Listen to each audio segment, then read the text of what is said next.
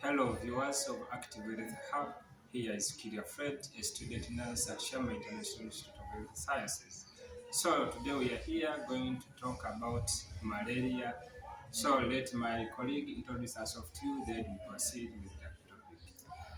My name is Nadia Patience, a student nurse from Shama International Institute of Health Sciences and a member of Active Health Hub Shama International Institute of Health Sciences.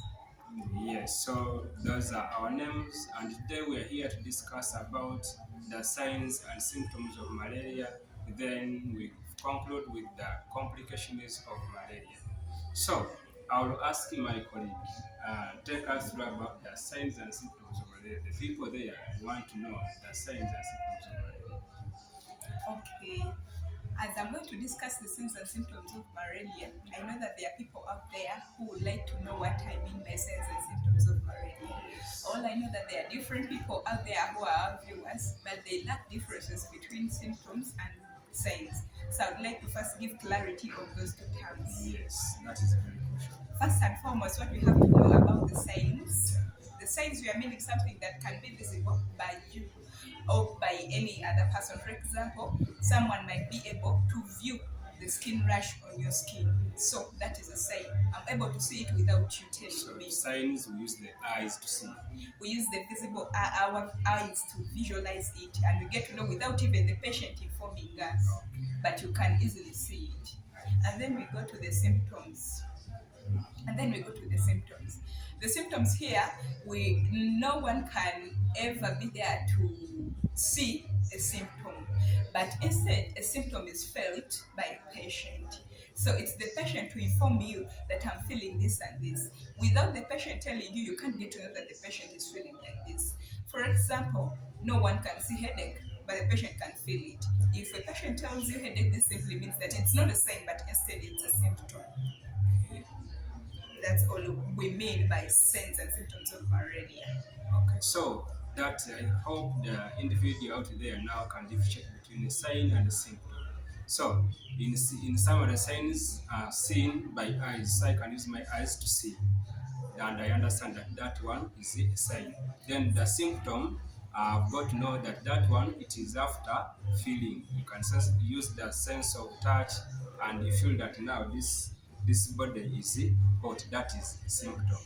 Now, to take us through the signs and symptoms, which are those that we can look at? The signs and symptoms, each disease have different signs and symptoms, but for malaria, it has its cardinal signs and symptoms that everyone can see and notice that this patient might be suffering from malaria, for them to choose that they should do a confirmatory test for malaria to confirm whether the patient has malaria parasites.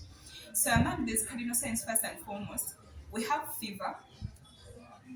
Fever will simply mean, in fever here we are meaning everybody, about each person in the world, we have a standard range of the body temperatures.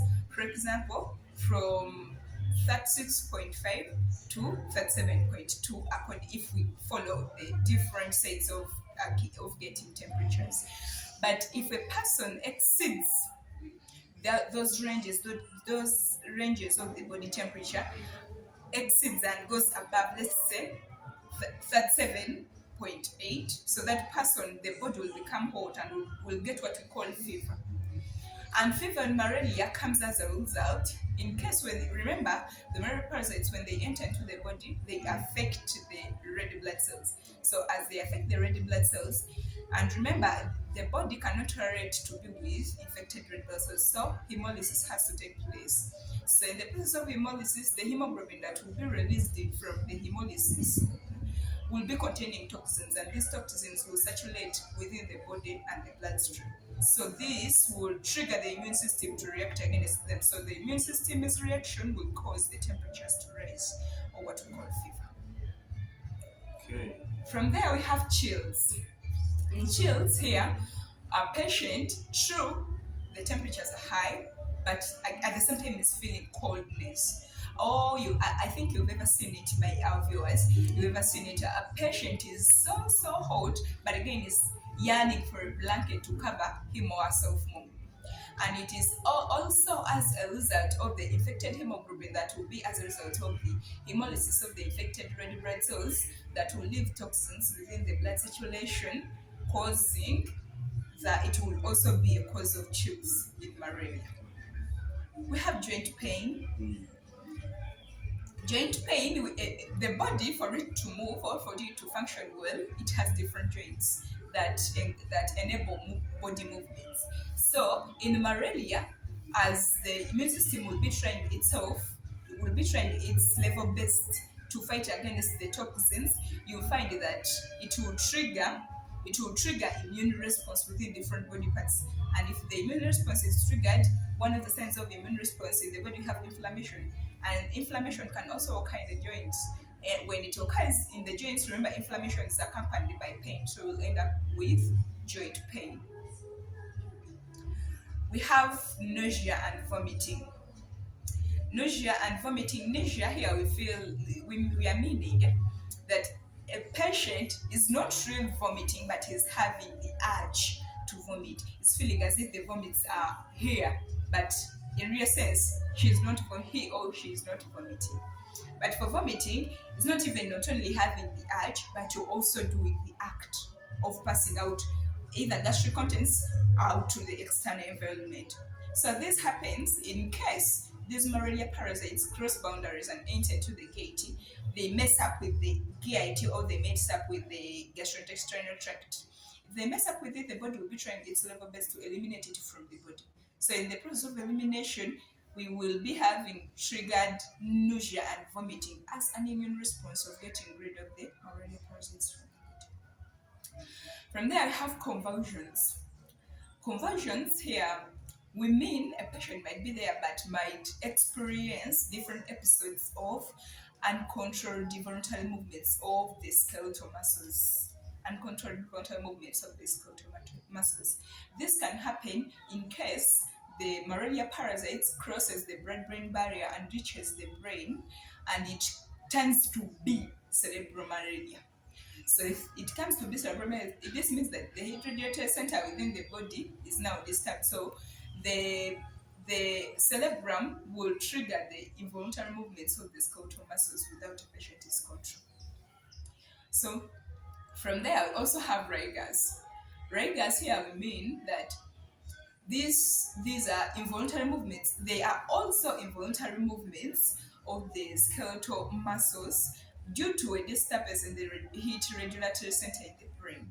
If the heat regulatory center in the brain, and that is the hypothalamus, if it is disturbed, this means that it will trigger all rigors, different stages of rigors, since we have different stages of rigors, where we have the cold stage, the sweating stage, and so many others. So they will be triggered. I think that's all I had for you. Well, thank you very much. Those are the signs and symptoms. Now, I think that every individual there can now get to know that these signs I'm presenting, the headache, the chills, are now for malaria. Now, besides that, to take you through the complications of malaria. When we talk about complications, what do we mean? Complication is the negative effects or the side effects that come or that arise due to the delayed or failure to control this disease before it is at a later stage. So, with complications, the first one, we have the cerebral malaria. Cerebral malaria, this arises when the disease or the malaria parasites go and reach the brain. So when they reach the brain will be damaged, and that we shall get brain damage, which will term as the cerebral malaria. Then the second complication that we can get is hypoglycemia. Hypoglycemia, we can term it as low blood sugar. So these parasites, since that they more feed on the glucose, and remember they are affecting the red blood cells. So it will lead to the reduction in the glucose that which is in the blood, and there the condition that will arise will be called hypoglycemia. Then we also have what we call the acute respiratory distress, or we can call it pulmonary edema. So pulmonary edema, it is when the lungs get filled with fluids.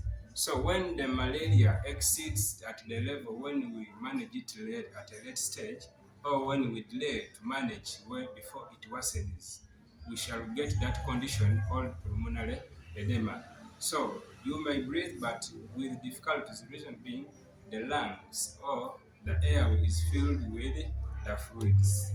Then we also have what we call kidney failure. Kidney failure, this is caused as a result of the liver to fail to filter the blood and to fail to produce the body cells or the blood cells. So the liver will get a challenge, and also because of the accumulated parasites in it, it will get a challenge to filter blood because of the high level of accumulated parasites in it. So that failure for it to filter these parasites, then we shall get a condition called kidney failure. Then to give you another complication, you have what you call severe anemia. Severe anemia, in common terms, it is when you have reduced blood levels in the body. So this is as a result of the continued destruction of the red blood cells. We are very aware that this malaria parasite, for them, they affect the red blood cells. So the more they are affected, these red blood cells get ruptured or get destroyed. So once they are destroyed, it means that they are reducing in number. And when they are reducing in number, we are very aware that among the components of blood, we have these blood cells, and that they are very key in the blood volume. So when they get destroyed, it means that the volume of blood is reducing, and when it reduces, we shall get the condition called severe anemia. So that is about that. Then we also have what we call jaundice. Jaundice, and this is when it arises when the liver fails to process this blood very well. So when it fails, it means that this pigment it will go through blood, and when it goes through blood, you will find that the body has the body. Okay, to So, give more clarity on yes. jaundice simply means the yellowish discoloration of the skin, mucous membranes, and the scleral of the eyes. So, for jaundice to occur in malaria, remember, if malaria parasites enter into the body, this means they target each parasite or each microorganism as it enters into the body. It has a target organ, or it has a target system that it is going to attack. So, if malaria parasites enter into the body and they attack the red blood cells, so the immune system will rise up so that it can fight against the infected red blood cells. And if these infected red blood cells are fought against, this will call for hemolysis, or what we call the breakdown of red blood cells before their lifespan. So if hemolysis takes place in large amounts, this means that in a wider range, this means that the liver will be overwhelmed, and this means that it will fail to convert the unconjugated bilirubin into conjugated bilirubin, leading it to its deposition in the mucous membrane skins and the sclera of the eyes. So that is a clear clarification about jaundice. So with the complications, you may be out there and you present with those complications as you ask yourself, why is this happening? So that all those are the side effects or the worst signs you may see because of the late or the delay to manage the signs and symptoms of malaria. So in the next video, we shall still give you more about the malaria disease. But today, we wanted to give you clarity about the signs and symptoms and complications. I remain Kidia Fred, member of Active Medicine Hub. Nandia Patience, a student from International Institute, member of Active Health Hub. We salute you.